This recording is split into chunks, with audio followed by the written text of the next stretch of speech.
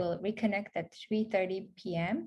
to learn more about if we can prevent mental health struggles together with Dr. Oliver who's the Deputy Director of NUS Clinical Psychology Program. So stay tuned and join us back at 3:30 p.m. Okay. Can you see my screen? Yes. Wonderful. Thank you so much, Anna. Thank you for having me, and thank you all for being here with me. Humbled. It's a great turnout, so hopefully I can do the title justice. So I'd like to talk to you about how we can prevent mental health problems, and I will first get one second. Talk to you about the bigger picture. So very briefly going over some key concepts, what is mental health and well-being, talk to you about kind of common risk and protective factors and what we can do about them on sort of several levels, nation level, organizational level, and then on the individual level. And then we're going to zoom in into the smaller picture and talk about body image and self-compassion. That's one of my pet topics. And I've got some very exciting, very novel research to share with you, and also to demonstrate a couple of self-guided interventions as well. And if you have any questions, please do post them in the chat. We have 15 minutes at the end, but I can try and keep an eye on the chat as well. If I don't attend to them, I'll just save them for later. Okay, now let's get started. So I'd like to first involve you with a very short survey. You can either go to pollev.com/mental wellbeing, or you can send a text to this number. And I'd like to hear from you, what is affecting your mental well-being? And this is anonymous. And of course, if you don't want to, you don't need to participate. But if you do like to share, it'll be great. And to see, hopefully this works. Okay, what's happening?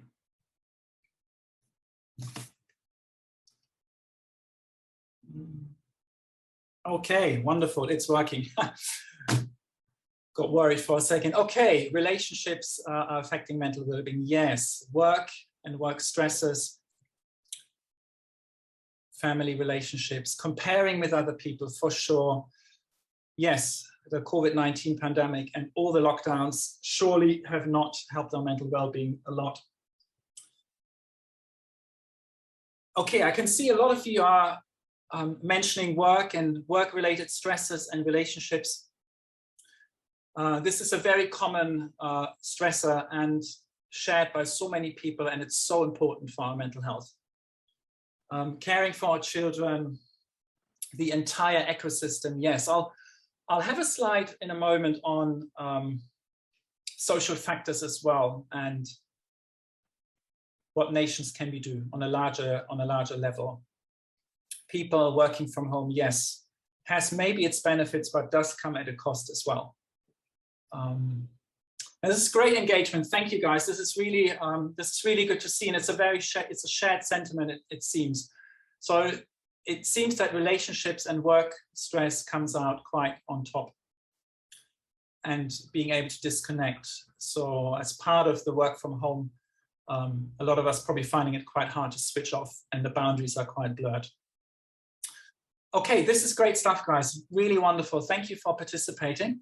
I'm going to move on now, just because we have a few slides to get to. But hopefully throughout the presentation, you get some ideas what can be done at the various levels to tackle those risk factors.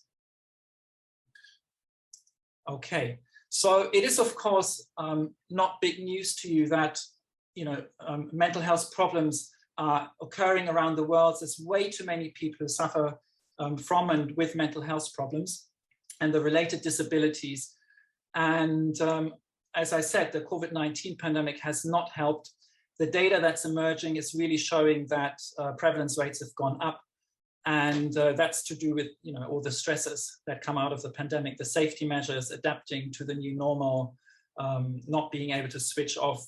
Burnout is a real problem.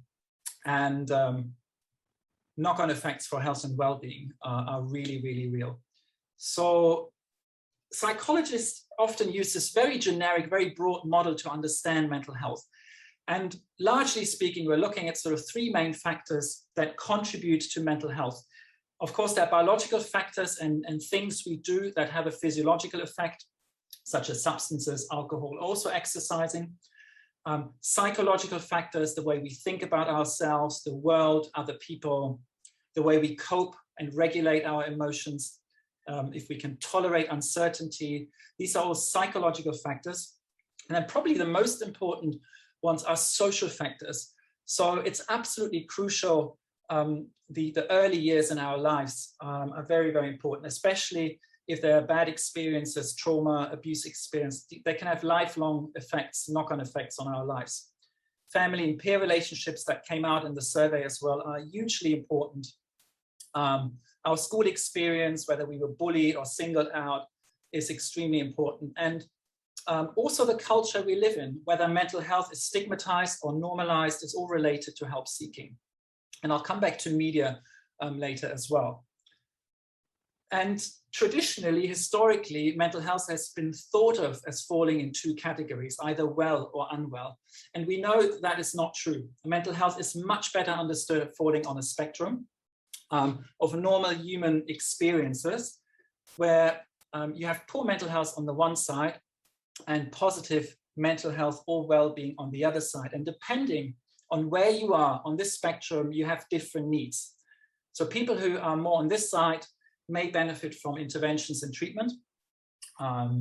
And people here in the middle bit, perhaps from early intervention to prevent mental health problems from getting worse or from arising.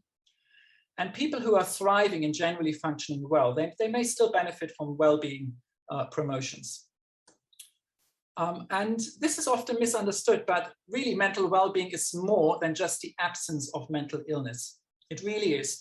It basically means that your mind is functioning in your best interest, the way you want it to, and that you are able to think and feel and also act in a way that creates a positive impact on your physical and social well-being. Now, we haven't got time to go into, but if you're interested, you can read up more.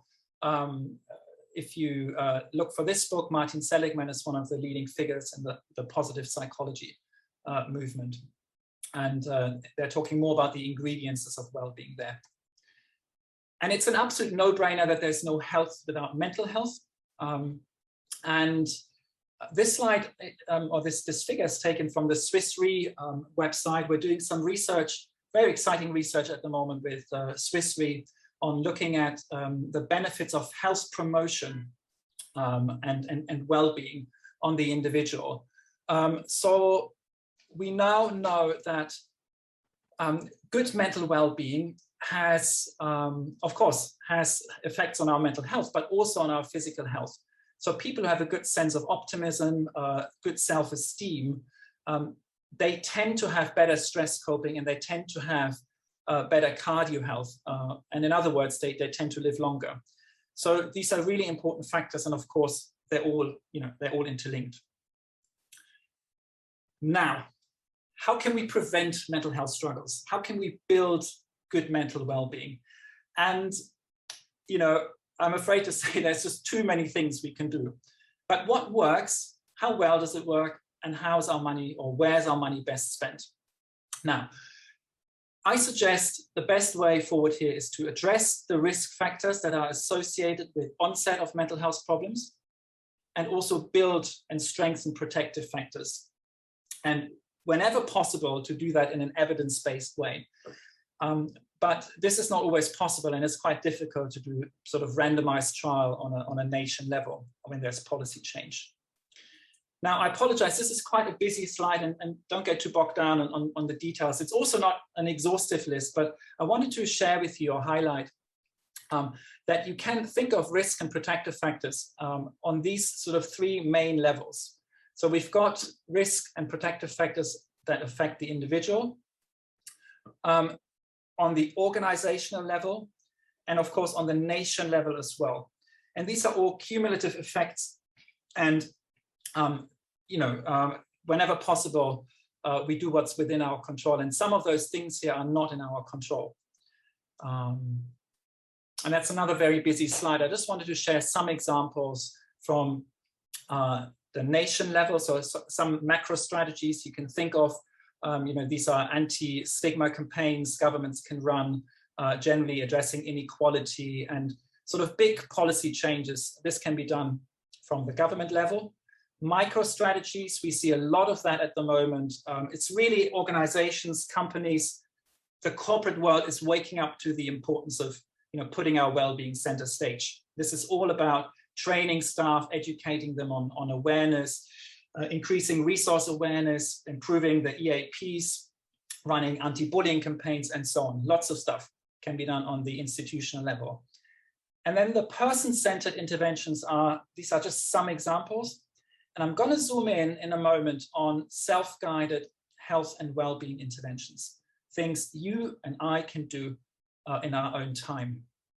But before I do that, some very quick ideas from the country, nation level, and the organization level. So here in Singapore, if you are from Singapore, then you're probably familiar. If you're from the mental health industry, you're probably familiar that the government in 2007 published the mental health blueprint, which was all about early intervention and making psychological treatments more accessible. REACH is one of the main services that came out of it, and working with school counselors on the ground level. It's a very successful campaign. Also Beyond the Label is an anti-stigma campaign that came out 2 years ago. You can probably look this up on YouTube. It's a very good anti-stigma campaign promoting mental health. And also on, there's many charities and initiatives from the ground as well, such as the Calm Collective. Fantastic work they're doing. Please do check it out. And many other organizations as well that raise awareness and help people to access treatment early. Also, the press has changed. We're seeing more reports, people coming forward, they're sharing about their lived experience, their recovery. All of this helps to reduce stigma. It normalizes our human distress and hopefully facilitates help seeking. I was very fortunate to be involved in this documentary that was aired on CNA in December last year, around Christmas, and it's still online. You can Google it. It features Leong, who shares about his recovery from body dysmorphic disorder. It's very inspiring, very, very heartwarming to see.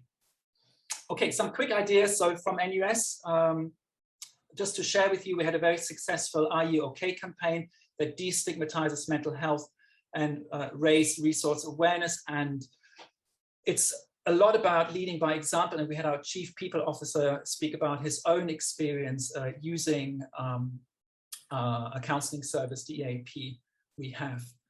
And also switching off. So these are all things organizations can do to recharge. Okay, now guys, let's zoom in on the individual and let's look at body image, which is also very important for our mental well-being. And let me, first of all, speak to you about our culture of appearance. So unfortunately, we do live in a culture of appearance that objectifies the human body quite a lot. And I would say over the last maybe 20 years or so, that has increased. We are doing all sorts of things to alter our appearance, also to edit our images. And of course, that is not wrong per se. And you're very welcome to have tattoos and piercings and so on. But the issue is, I used to joke that that was me a few years ago, but I'm not that strong. Earrings are used, a lot of makeup. So humans are quite focused on changing, altering their appearance. Fashion is big as well. And this is very different to the animal kingdom, where beauty, the main function, I suppose, is to attract a mate. And this has shifted. Humans have turned this into something much more important, where now friendships are valued over appearance. Girls as young as 8, 9 years old, they define their self-worth over their appearance, and that surely can't be good. and we've been quite competitive about our looks. And of course, for most people that may not be a problem, but for some people it may. So body image refers to, it's a multidimensional construct that involves our thoughts, our feelings, and our self-perceptions of our bodies and its physical appearance. And it's an important part of our self-image and the way we define our identity. Excuse me. And body image problems can lead to very severe mental health problems, such as eating disorders or body dysmorphic disorder, which is a preoccupation with a perceived flaw that's not only very minimally noticeable by others. And so people who suffer from body image problems, they experience a lot of shame, they struggle to leave the house, they engage in a lot of safety-seeking behaviors, they ruminate a lot about their appearance, they have comorbid depression, and really risk is increased, and they tend to be quite chronic problems. So it's really important that we're offering help very early so those problems don't deteriorate. And they're linked with early risk factors such as teasing, bullying, also social media use, I'll come to that, and some other risk factors as well. Now, on the other hand, a positive body image is about accepting and respecting, appreciating one's body. Okay, now, let me share with you a couple of studies we did in NUS that are about body image and improving our body image. The first study is on selfie editing. Now, probably most of you, if you're on social media, you would have uploaded some images, or at the very least, you would have looked at images other people have edited. And is that a problem? Now, we wanted to know whether editing your own selfies affects the way you're happy, you're satisfied with your facial appearance. So we invited 240 undergrad students in NUS to the lab, and we sort of randomized them into, first of all, into two groups. One group edited their selfie, so we asked them to take a selfie and then edit it with a beauty filter. And the control group, they were asked to edit a dog photo, and then they had to look at a collage. And then we randomized them again into two groups. One group, looked at edited photos of other people and compared it to themselves. They had to rate their own attractiveness in relation to the photo they saw. And the other group, they looked at edited photos, and we wanted to see whether that affects the facial appearance dissatisfaction. Let's see what we found. Okay, so, and we submitted this study, and hopefully, fingers crossed, it's not published yet, but it's currently under review. This was done with my two students, Rachel and Charmaine. Not sure they're here, but that was a great honors thesis project. So people who edited their selfie, first of all, people who did not edit their selfie from both groups, there was really no difference. It didn't matter whether they looked at edited or unedited photos from other people. But interestingly, people who edited their selfies, they had less appearance dissatisfaction. In other words, they were more satisfied with their own photos if the pictures they looked at were not edited. But if they looked at other people's edited photographs, they were a lot less satisfied with their own photos. So it really does matter whether people edit their photos or not. And we found that self-esteem is a very strong moderator and predictor. So for the vast majority of people, it's of course fine to edit your selfies. But if you have low self-esteem, the effects of looking at other people's edited photos perhaps has an effect on your well-being. So the first thing I'd say is, be conscious how you're using social media, especially if you're struggling with body image. It's maybe not the best idea to compare yourself all the time and look at heavy fashion content on media. Now, let's move on to my final part. I'd like to share with you now a study we did on body image and self-compassion. I'd like to get you all involved in a moment to try out an intervention. So let's first look at what self-compassion is. So self-compassion is basically, using Christine Neff's own words, who's one of the key figures in the self-compassion world, is compassion turned inwards. It basically has kind of like three components. It means being kind to yourself, being non-judgmental about your inadequacies, and also being receptive to your own suffering, and have an awareness that your suffering is shared with other humans.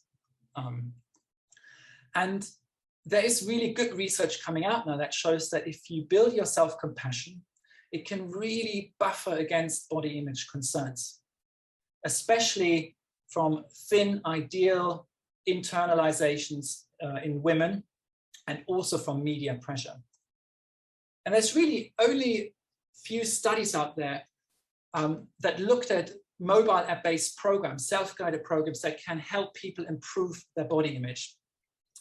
And I'm in complete debt here to Rennie, who is my master student, who did most of the work. So all credit really to her, who did this project. And I'm going to share the app with you now, and also the data we found. So this is a 9-day program. It runs on an app. It's in collaboration with Intellect, actually. It's not out yet, but we have the research version from this. And we did a randomized trial with 280 people. And we help people with self-guided programs to build their media literacy, to compare themselves less in terms of their appearance to others, which is a major risk factor, by the way, for body image, and to build self-compassion. And the main outcome, we did several, but for the purpose here, this is our main outcome measure, the body appreciation scale. And it has items such as I respect my body, I feel good about my body, I feel that my body has at least some good qualities. And we gave this measure to people before and after the program, and then 4 weeks later at 1 month's follow-up. Okay, so these are some screenshots from the program. So it has some psychoeducation, so explaining what body image is. It gives some background on how media photoshops and edits images, and gives examples from advertisements. And I'd now like to take you through an activity which I set up on poll everywhere as well. So please get your phones out again. And let's see whether this works. Okay, so you can all, this is an activity from the program. So you can, try and answer that question. What product is the advertiser selling? So we've got 5 responses. Facial product. Okay, you guys are very good. Well done. Fantastic. Okay, yes, you got the gist. That was easy. Well done, well done. Okay. Well done, guys. Very good. Okay, hold that picture in mind. We have a couple more questions. What is the advertisement trying to convey?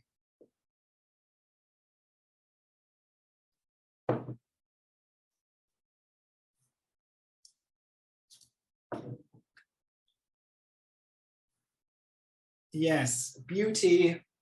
It's all about smooth skin, clear skin. Yes, very true. You'll be just as good looking as the model if only you buy the product. The product can make your face flawless. Absolutely true. Perfect skin is beautiful. Very true. And these messages, if you're not aware of them, and over time they can really chip away at our self-esteem, at our own beauty standards.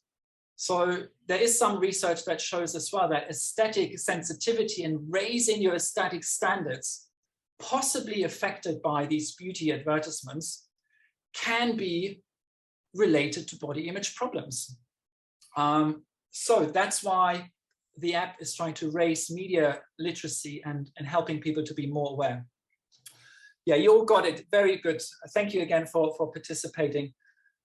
Well, beauty and longevity, that is true. Yes, you live forever if you buy the product.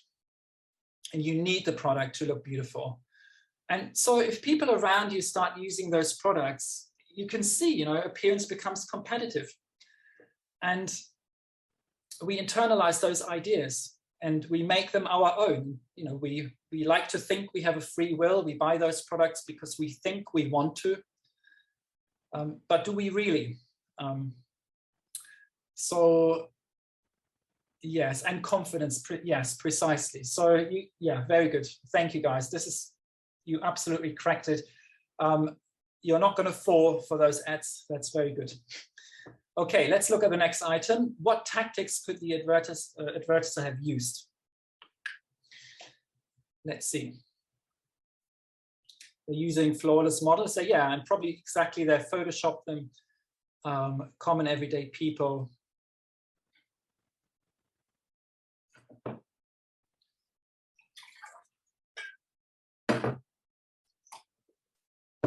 Yes, very good.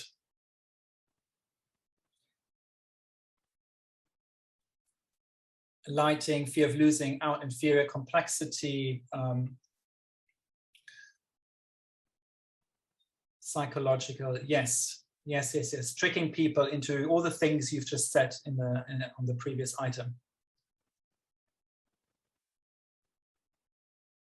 Yes, exactly. So I like, thank you for that submission. They should show that it's fine to have imperfection, that everyone has spots, blemishes, wrinkles on their skin.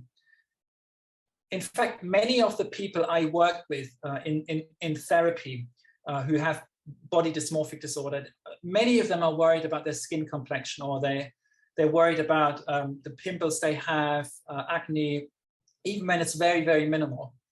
And this can be exacerbated by those messages. Okay, yes, very good, guys. Let's move to the last one. What are the costs and consequences of pursuing ideal appearances? Yes, it costs a lot of money, low morale among everyday. Misguidance, low self-esteem. Yes, possibly. I've been in Singapore 5 years now, 5.5 years. And when I was doing my first undergrad class, abnormal psychology, a few years ago, it's a big undergrad class, 150, 200 NUS students.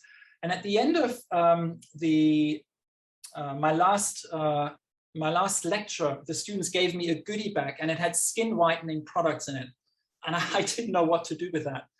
And the students explained to me that this is fairly common in Asian countries, where this is quite different to Western countries where a tan is more desirable than perhaps here.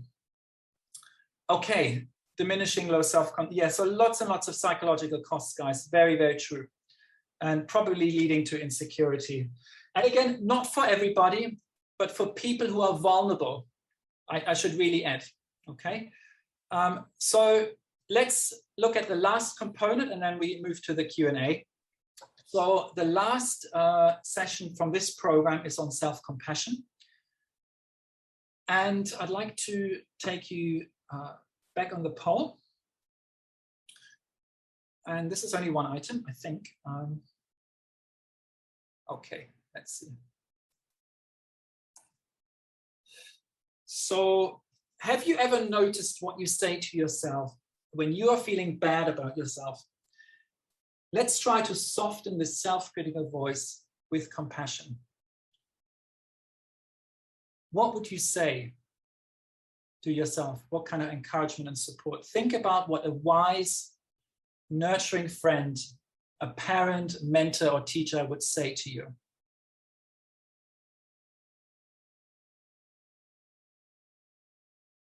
Yes, it's okay.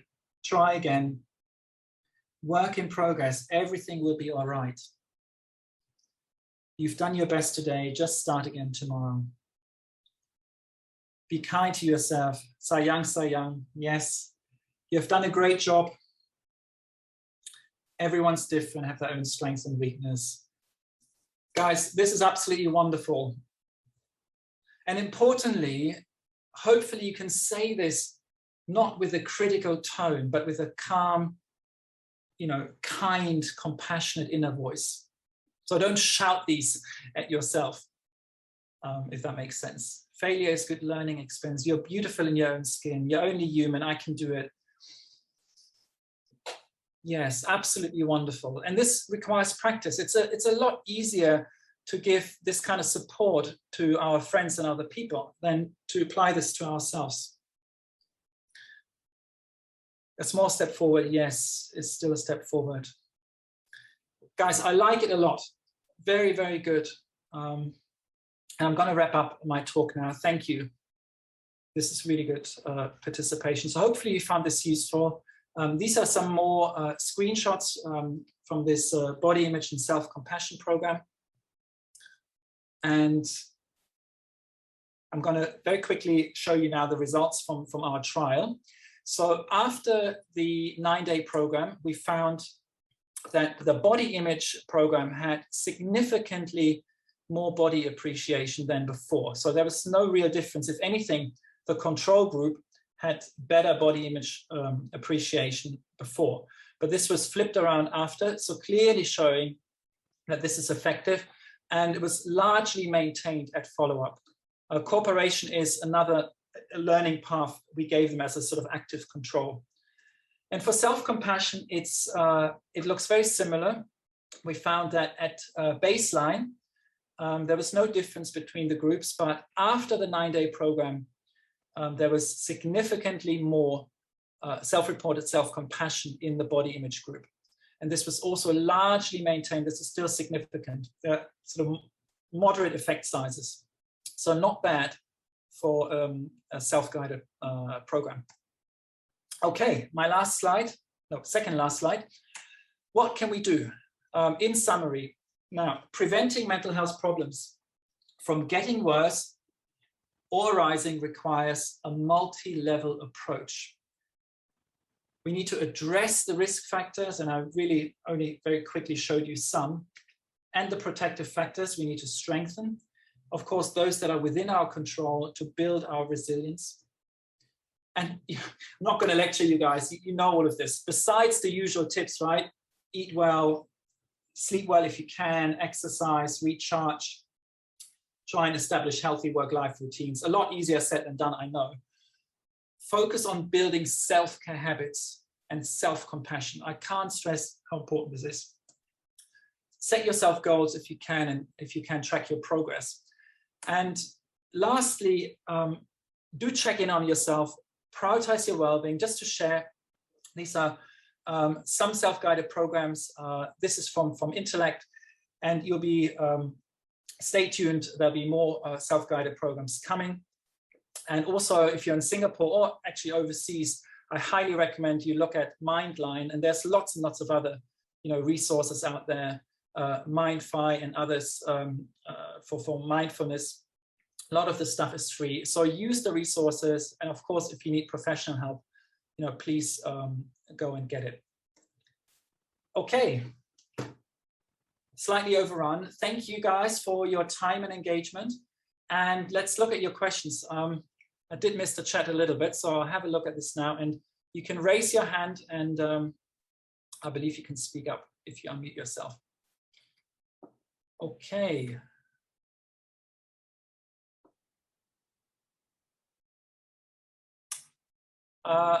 Okay, guys, do you have any questions? Let's see. Oh, okay, you've got the chat. Okay, we have, let's see. What would you say are the regulatory interventions one can take to promote self-compassion assumption that these body dissatisfied individuals exhibit dysfunctional coping behaviors. Okay, so I think, well, the main intervention, if you suffer, say, from body dysmorphic disorder, is cognitive behavioral therapy, specialized for BDD, which helps people to look at the way they think and feel about their bodies and the way they cope. So are they using mirrors excessively? Are they looking up cosmetic procedures? Are they ruminating about their bodies a lot? Then the therapist would help them to reduce those, and at the same time building up more self-compassionate activities. So reducing mirror checks, using the mirror in a functional way. If there's underlying trauma, such as bullying in school, and the person continues to have those memories that shape their current day-to-day experience, the therapist will probably do some trauma work as well, because that's often the case, that trauma underpins body image problems as well. So these can be things like, I don't know, a Chinese New Year, body critical comments from some aunties. They may not seem so detrimental at the surface level, but they can have lasting effects and knock-on effects as well. Yeah, but yeah, CBT I think is the answer here. Okay, next question. Does taking naps in the afternoon and or early evening is beneficial or harmful to mental health? Well, I think there is no straightforward answer to this. It can be beneficial if you don't have insomnia. I think if you have insomnia and you struggle to maintain a good night's sleep, so you either struggle to fall asleep or to stay asleep, it's often not recommended to have naps in the day, because then you may not be tired enough in the evening. And the interventions for sleep, often they use the sleep debt. So people are not encouraged to do that. But if you don't have that, by all means, it's probably a good idea. So it depends really how your sleep is at night, I'd say. Okay, guys, I'll just go through some more questions. You can also speak up if you want to.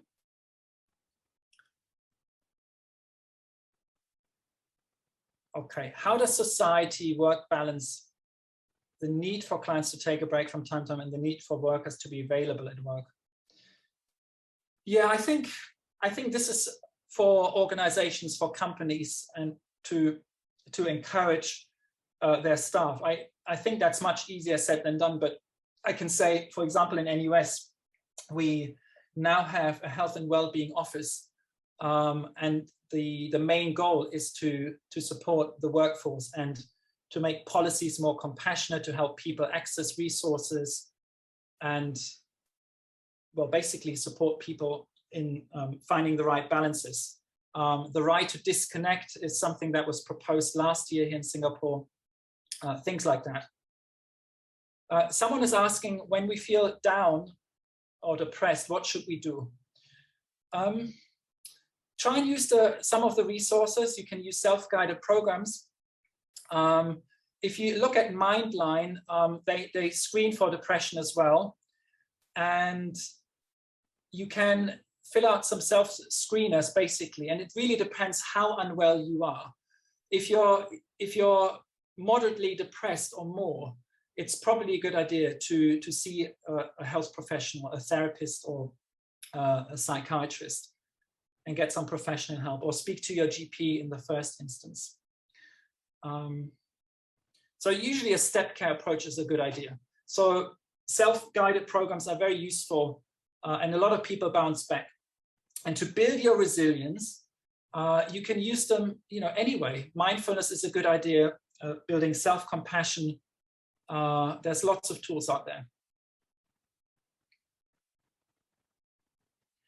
Someone is asking, are there any additional steps to take when you realize you may be genetically predisposed to mental illness? Now, personally, I think this whole idea that we are genetically predisposed, I think is not so helpful. from all the twin studies and the research out there, these are very kind of small effects. And it's more about the social factors, the life stresses that are within our control. Sometimes, I'd say, not always, of course, but if you can reduce stressors, do that to lessen the impact on your well-being, and build up your resilience through sleep, activities, and self-compassion. But I wouldn't focus so much on being genetically predisposed. There's no good study that shows that people are predetermined to get to develop a mental health problem. Even if it sort of runs in families, I don't think it's a convincing argument that this is all genetically predisposed. If a mum is depressed and can't be emotionally available to the child may have problems because of that, but not because mum has depression, or because mum has a genetic sort of predisposition. Okay, let's look at, okay, this is great, guys. There's so many questions. I probably won't be able to get through most of them. And just hinting at the organizers, so you guys have to cut me off, right? If we're running over, otherwise I'll just keep going. And I apologize if I don't address all your questions. You have my email here as well. You can email me as well if you want to. Okay, let's see.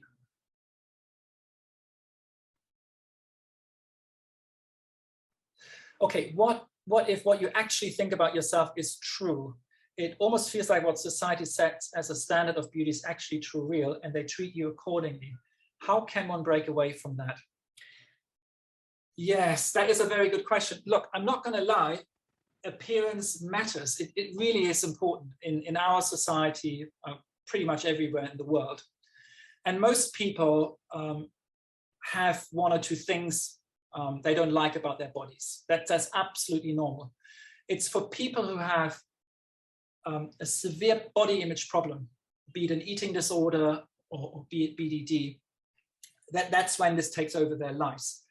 And when we're talking about a real difference that is visible to others, so say, for example, you're missing a limb, or there's, I don't know, a scar people can see. Of course, no one is saying that's not there. And perhaps society may judge this, or there's people who, I mean, I hope not, but there may be people in your life who have an opinion on that. And I'd say, you know, there's some things you can do. You can either try not to surround yourself with people you don't think are good for you. But more importantly, you can try and work on the way you think about your body. You can try and build up your self-compassion and be okay with being different. I'd say that's probably the best thrust. Okay, let's see. Let me turn to the organizers. Do we have more time? Shall I keep going? I think we can cover one last question, and we can wrap this up to let the next speakers to present. Okay. Thank you. Yes. All right. Let's see what else we've got.